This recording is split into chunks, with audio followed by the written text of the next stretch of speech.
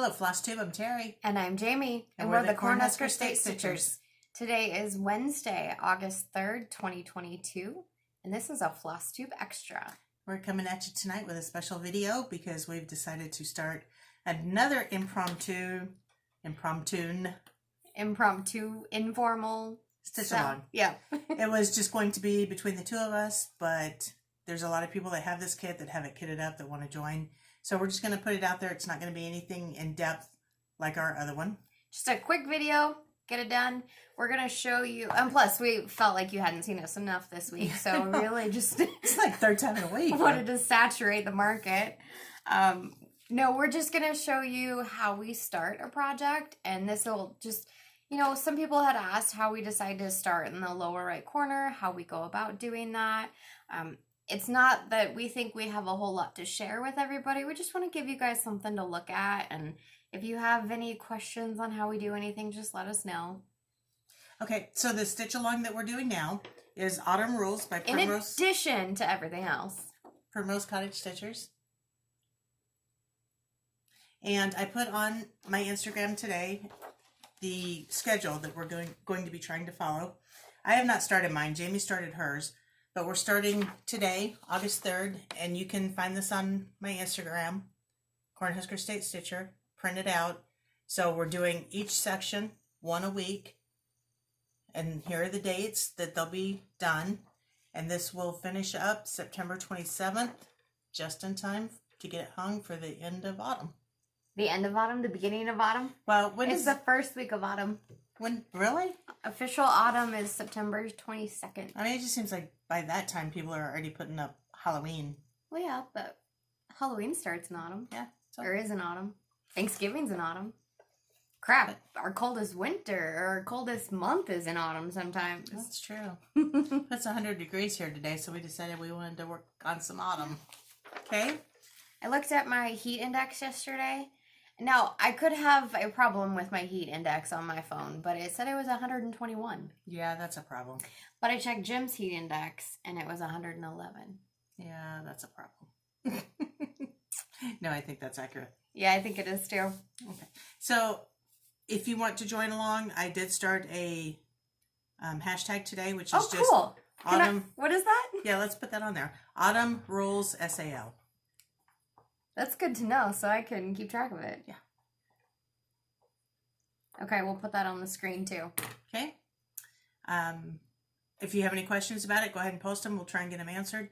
But this is starting today or tomorrow. If you don't have a pattern yet and you still want to join along, we've broken it up into small enough sections. I think you can catch up quite easily.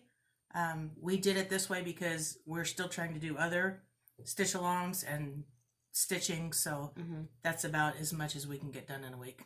And that's the other thing too, we're also trying to figure out how much we can do in a week. So these pieces are a little bit bigger than our This Is Halloween SAL. So the This Is Halloween SAL has much smaller pieces. So it's really just to try and figure out what's going to work best for us. So we're just trying everything. Yep. And just because we do have an end date does not mean you can't post video or post pictures and link us at any point, any time in the future, whatever. It does not matter. It could be 5 years from now. You can still post to that and we'll still check it out. You can do the whole pattern next week and still post this. Yeah, like somebody. I didn't. No, but you did This Is Halloween, the first one in a freaking day. And somebody told me that I missed the little star, the little yellow star. So I actually was not completed with my first section. So I started going back through the hashtag. That sounds really coming through that. It is. I started going back through the hashtag and it's like, well, she missed it. No, she put it there. Oh, look, she missed it too. Oh, wait a minute. That's me. So, okay, yeah. I'm not totally done. So you fit it is what you're saying. Yeah. Yeah, exactly. Okay. We're going to go ahead and insert another video on how we start our cross stitch. Yep. Like us on Instagram, Cornhusker State Stitcher, and Jamie Mickelson. And be sure to like the video if you're interested. Hit the subscribe button if you like the content. Check out our other Flosstube videos too if you're just catching us for this one single video. We do other Flosstube videos that go through our whips and what we're working on, things that we bought, things that we want to work on. So be sure to check that out. Here is our project. This is Mom's project, actually. We are doing the Autumn Rules by Primrose Cottage Stitches. She has already cut her fabric, so it's just a long skinny piece. She is going to do her project on 28 count tea-dyed Monaco. So this is just something that we've done ourselves. We are going to use a 26 count, not 26 count, but size 26 Pat Carson needle for this project. And we are starting in the lower right-hand corner here. So let me go ahead and find the thread, and I'll show you how we pull thread. But I gotta look at the chart here real quick. Okay. So Mom's got all of her floss here droppinated. And this is, if you guys have seen one of our videos in the last, I don't know, 2-3 weeks, I cut these out on a laser cutter, and this is actually how I use them. This was a scrap piece. It's just acrylic, but now I can find the start of our threads here. So I'm looking for 782. And how we pull out DMC, I'm not sure about Mom, this is how I do it on DMC. As long as both of these ends are cut, this will work. So I take my needle, slip it in, I'm not sure if you guys can see that, and I just pull out one single thread. And then, like I said, as long as both ends are cut over here, it'll pull out without twisting your threads. And we're gonna do the loop start, which just means we have a longer piece of DMC that we're going to fold in half.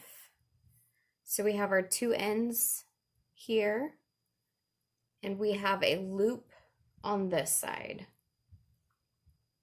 as I put a knot in it. Okay, so we take our needle and thread it. So this video isn't necessarily to show you how to cross stitch. It's more to show you how we just start a project. So this all goes into it. Now, you did put a 2-inch border on yours, right? Yes. Okay, so we're going to work with a 2-inch border. We are also using a seam gauge or a corner gauge to find our starting point, and this can be used a couple different ways. Let me move this up so you can see it a little bit. But here's our bottom right hand corner. Now this piece is slightly cut crooked, not cut crooked, but the fabric itself is crooked. So just keep that in mind when you're putting the corner gauge onto your fabric. Make sure that you're going to have enough seam allowance or stitching allowance across the entire piece. There are holes right here, and this is at a 2-inch mark, 2.5, or 3-inch, so the entire piece is 3 inches. Fun fact, a post-it is 3 inches square, so you can use that in a pinch. Most people will just lay the corner gauge on the edge. We are using a 2-inch border, so then you just stick your needle in and then take it off. I use it slightly different than that, so I'm going to show you that, and you can just determine whichever works for you. I take it and I just lay my 2-inch mark on the side and the side. I usually give myself some extra room too, so I have a little bit of room to play, and then I can reach that fabric a lot easier. So let me grab the pattern so I can have it off camera here.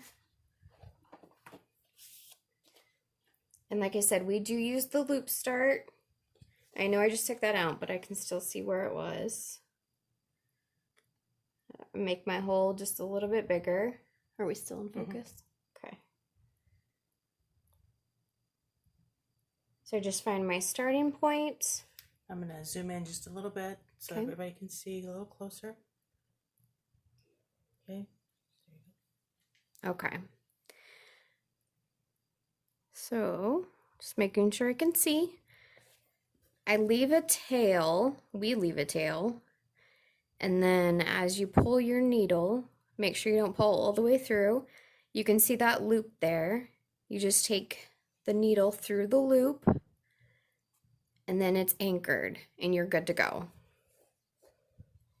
And to note, we are doing this 2 threads over 2 stitches. That is accurate. Thank you for that. And I don't have the greatest eyesight, so this is a challenge. Now, this is kind of how I stitch in hand. I'm a crumpler, though. I know that probably bothers a lot of people, but I'm a crumpler, and I just get my fingers.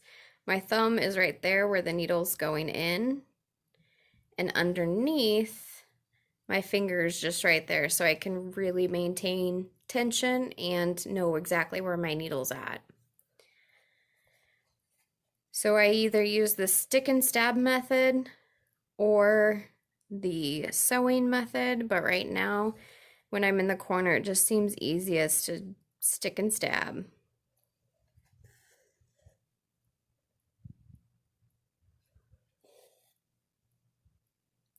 I'm just gonna finish this little 5 patch. And the sewing method, if anybody is interested, this is not a demo on it, mind you, but you always work from the top. So you go, one other point, let me make that first. We've talked about this on our Flosstube before, but Mom and I, we do our first leg from the upper right, from the upper left to lower right, or vice versa. And then the next leg goes from the bottom left to the top right. So that does make a difference in how you do the sewing method. Well, really how you stitch.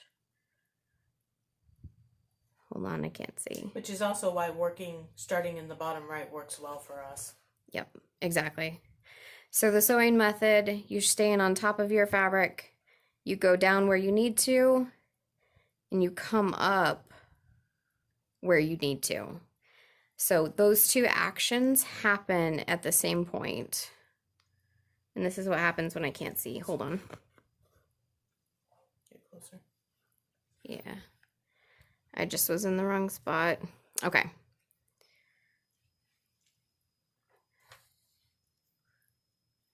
So I'm going, ooh, hello.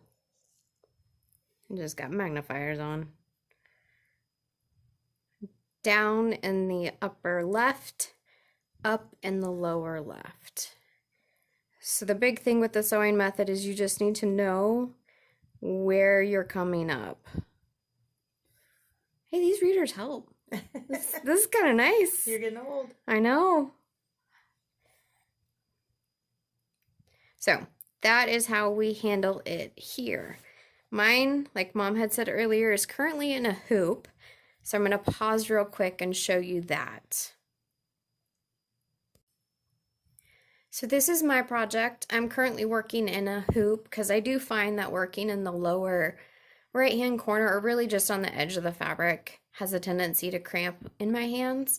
So I do put it in a hoop, and this is a good example of how I do that hoop. I put the metal ring on the top, the plastic ring on the bottom. This is a needle minder that I made. It's just a Jabco button or a Just Another Button Company button. And then I glued 2 magnets to it. And then what I do here is this is how I hold it. So I use the metal as additional support. So it actually keeps my thumb from hurting so bad. And what I find is if I'm working down here and I still keep my fingers right where I'm stitching, if I'm working down here, I'll just rotate my hoop so I can do that and I have that extra support. So I'm not going to show you any stitching on this one, but Mom did mention that we can show you the pin stitch too. So in addition to the loop method, the pin stitch is another way to start, and that's if you don't have a loop, really. I find it very helpful. So we'll go ahead and pause and show you that. So this is back to Mom's project, and I'm going to go ahead and show you how to do the pin stitch to begin a thread. But first I'm going to end this thread that we've got just started. So how we end our threads is just to weave under. Now that's how a lot of people start their threads as well, is to weave it under different stitches.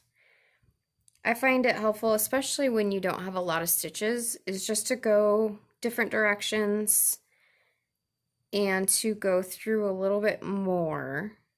And that way it just helps secure it. So if you only do your if you only run it through a couple stitches here, it doesn't necessarily mean there's enough to secure it as you move along in your project.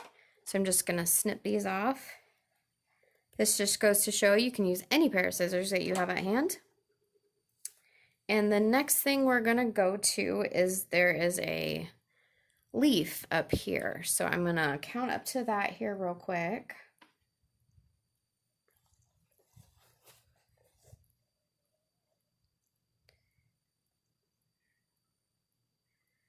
And counting to 2 is pretty difficult. Okay, so where my needle is at right now, that is in the lower right-hand corner of the stitch. So with the pin stitch, I find it easiest on even weave, but I've absolutely done this on Aida. So this is definitely something you can do on Aida. It's just not as precise in the sense of you don't necessarily get the middle of your stitch. But quite frankly, I don't really care, so I just go for it. But the idea with the pin stitch, since this is in the lower right-hand corner, you go to the middle of your stitch, which, hold on, is right there. So that is the middle of the stitch. And then you pull your needle out. Make sure that you do leave a tail because you're going to need that tail. And what I do is I just hold on to it until I get it nice and tight here. And that gives me some leeway to bring that tail down a little bit. Now, I play chicken with my tail because I play chicken with my thread as well. It's a lot easier if you leave a big tail, but I don't. So we're going back down in the lower right-hand corner. So right now we're doing a half stitch in the middle of the stitch. So you'll see it more clearly here in a second. It'll make a little more sense. So we're gonna come back up. We're currently looking at the back of the fabric. We're gonna come back up where we normally would. So you can see right there how we're a half a stitch up. Just make sure it's pulled tight. And we're gonna go right back over that half a stitch. Okay, so what this did is we basically did a stitch and a half. We've got the full stitch and then that half stitch just underneath it. So there's a tiny little tail here, and what we have to do is just manipulate it so we can stitch back over it. So I'm holding on to that tail and I'm about to put this back over the top and secure it down. Just gonna flip my stuff over so you can see it a little bit. Keeping my thumb there just because I'm notorious for just letting it fly. Now I'm completing the stitch. And that, which you can actually see it, you do get a little bit of fuzz. Sometimes it wraps back through, and that just means I didn't hold on to it well enough. So I'm just gonna clip that off. Mom's gonna clean it up a little bit later. But that is how we do the pin stitch. So let me just anchor it here a little bit so Mom knows where she's at when she gets started. What I find too is with that little fuzz, and I'm not doing it here, but if you go back down that hole, it pulls those fibers down with it. Let me just go ahead and do that.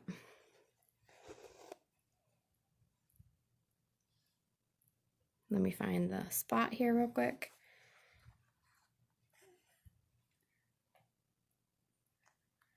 And there we go. We're just pulling those fibers back down. I usually do a combination of sewing method and sticking stabbing. It's just whatever works for me at that moment. I'm a stitcher of convenience more than a stitcher of beauty, I guess you could say. And I just had to rethread my needle. Okay, so that is the pin stitch. And I just want to briefly talk about starting in the middle, just in case you've never done that before or you're curious. This is how I do it. Again, there's a million different ways to do anything, so take it for however you want to, use it if it helps you. But I'm going to have Mom zoom out here real quick. Okay, so it's going to be a little bit hard to see, but we do have the full piece here.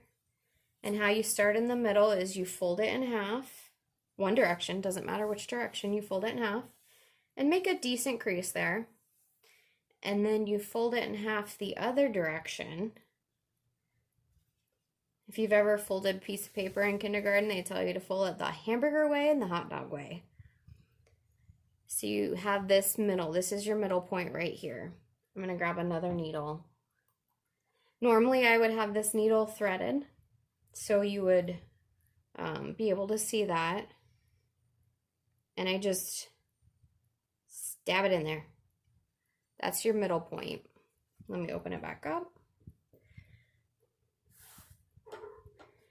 And if that needle's threaded, you've now created a hole that you can see and you can start in that middle point. And if you don't have any stitches in that middle point there, you can just count however far you need to start. So that's how we get started on a project. So thank you so much for joining us in this little tutorial. If you have any questions, feel free to drop them in the chat box. Let us know. Send us any kind of messages that you're interested in with questions. Yeah, thank you.